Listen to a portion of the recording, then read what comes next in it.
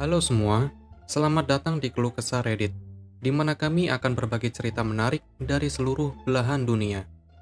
Kali ini kami akan membagikan cerita dengan tema Malicious Compliance, yaitu mengisahkan tentang sengaja mengikuti arahan orang sok tahu dengan maksud buruk. Berikut ceritanya. Cerita pertama. Komentar yang tidak masuk akal. Aku tidak tahu dia adalah CEO. Ups. Salah satu pekerjaan pertamaku adalah di sebuah pabrik yang melakukan perawatan lantai di area kantor setelah mereka tutup seharian. Menyapu, mengepel, mengupas, dan waxing, semuanya bekerja. Suatu malam aku bekerja sendirian di lorong dekat lobi utama, hanya mengepel, dan aku mendengar langkah kaki mendekat. Aku sudah melambaikan tangan, tetapi aku tahu orang-orang ini sangat asyik dengan folder dan mendiskusikan sesuatu.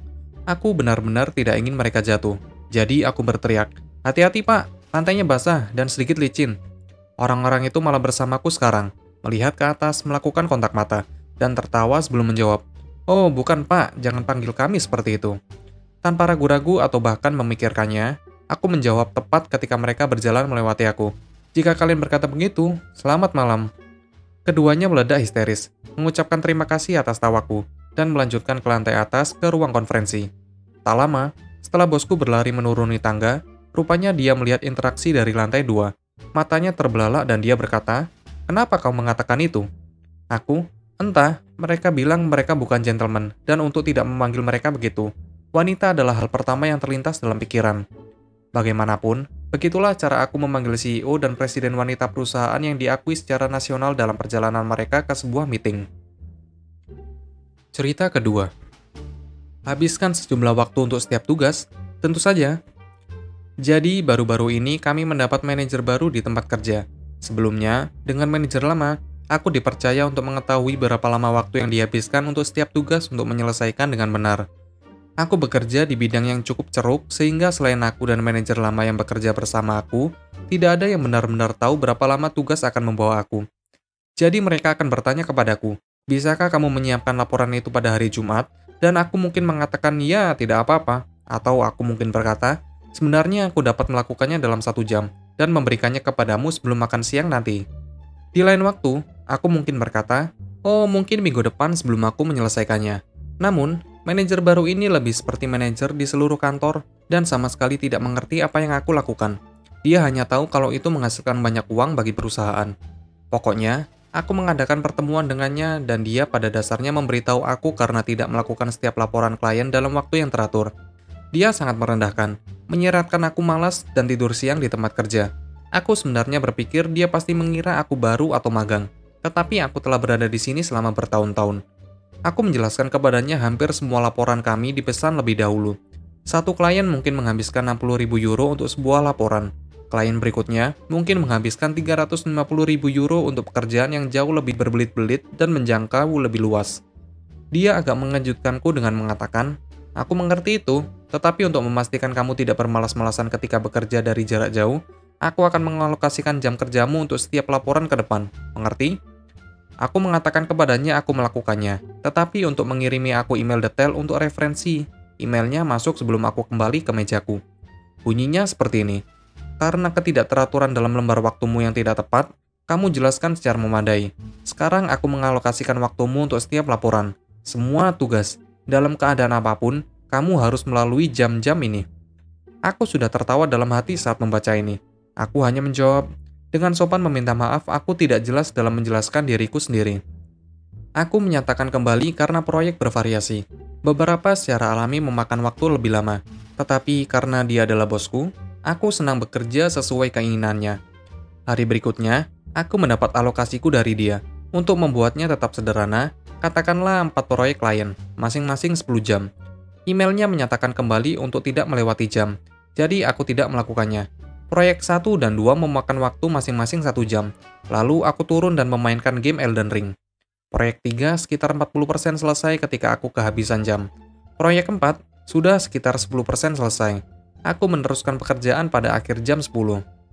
Di setiap email, aku memberitahu betapa banyak pekerjaan yang tersisa, dan apakah aku akan dialokasikan lebih banyak jam. Aku menempatkan ini di bagian bawah email. Butuh waktu sekitar 1 minggu untuk dinotis. Presentasi ke klien untuk proyek 1 dan 2 berjalan lancar. Dan manajer tolol itu menjadi sangat sombong. "Lihat, Bukanlah cara ini jauh lebih baik? Tidak ada waktu perusahaan yang terbuang. Aku hanya mengangguk dan tersenyum. Kemudian tiba saatnya untuk hadir untuk klien 3. Apa yang terjadi dalam pertemuan ini adalah bahwa manajer akan memperkenalkan dirinya sebagai kepala proyek sehingga terlihat seperti dia terlibat. Lalu mengatakan sesuatu seperti, kami benar-benar ingin memberikan pengalaman OP dalam menyajikan kepada klien, jadi mengapa dia tidak memimpin di sini? Kemudian aku akan mempresentasikan seperti biasanya.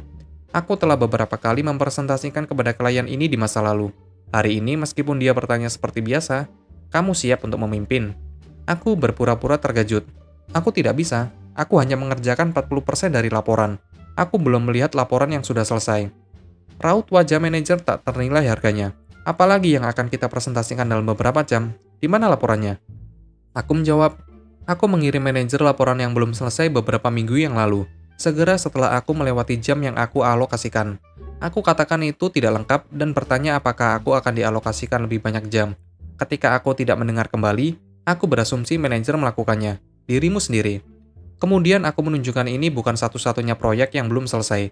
Ada teriakan, tapi singkat cerita, dia dengan panik menelpon klien, mengatakan aku sakit, jadi dia membatalkannya. Mereka berkata, tidak masalah, kirimkan saja laporannya dan kami akan meninjaunya sendiri. Hari berikutnya aku dipanggil ke dalam keadaan darurat untuk bertemu langsung dengan manajer dan bos. Ketika aku masuk, mereka jelas sedang membicarakan masalah ini. Manajer melototiku. Aku duduk dan bos berkata, Opi, apa yang sedang terjadi? Aku mulai menjelaskan tetapi aku sampai pada bagian tentang mengirim email kemajuan. Manajer memotong aku. Aku tidak pernah menerima email apapun. Ku jawab, ya, aku mengirim emailnya. Itu ada di sini di ponselku dengan waktu pengirimannya. Maksudku adalah tugasmu untuk meninjaunya sebelum kami menunjukkan kepada klien. Jika kamu tidak menerimanya, kamu seharusnya bertanya tentang itu. Tidak ada respon. Aku kemudian menjelaskan kepada bos kalau aku hanya mempresentasikan kepada klien. Aku diberitahu untuk tidak menghabiskan lebih dari 10 jam untuk sebuah proyek. Ketika aku pergi, bos marah, manajer berkeringat. Aku tidak lagi memiliki manajer. Perusahaan kami harus membayar beberapa denda karena keterlambatan pengiriman. Aku mendapat cukup waktu lembur untuk membeli mobil, sehingga semuanya berakhir dengan baik. Cerita ketiga. Pembeli adalah raja. Ini terjadi 4 tahun yang lalu, dan aku masih menertawakannya. Aku sedang menjual ponsel, dan klien datang dengan banyak pertanyaan. Rekan kerjaku yang perempuan pergi untuk menyapa pelanggan. Tanggapannya adalah, aku ingin berbicara dengan seorang pria. Mereka tahu ponsel lebih baik. Rekan marah, tapi dia mengirimkannya ke aku. Ingatlah, aku mendengarnya. Dan aku pikir itu adalah kesempatan yang sempurna untuk beberapa pengajaran. Jadi saat dia bertanya, dia bersama seorang pria. Dan aku sangat baik padanya. Aku sangat sopan dan ramah. Mengatakan kepadanya bahwa normal untuk tidak tahu banyak tentang ponsel. Dan dia seharusnya tidak merasa buruk karena datang kepada aku dengan pertanyaan. Tetapi, setiap kali dia bertanya kepada aku akan menjawab, aku tidak begitu yakin, beri aku waktu sebentar. Aku kemudian akan menoleh ke rekan kerjaku yang perempuan tadi, dan menanyakan pertanyaan yang sama dan memberikan jawabannya kepada pelanggan. Dia mendapatkan semua jawaban yang dia butuhkan. Dia berbicara dengan seorang pria, dan aku mengatakan kepadanya setiap kali dia membutuhkan sesuatu, aku akan dengan senang hati membantu. Begitulah ceritanya. Apabila kalian suka, kalian bisa like dan berkomentar di bawah. Jangan lupa subscribe untuk membantu channel ini. Sampai bertemu di video selanjutnya.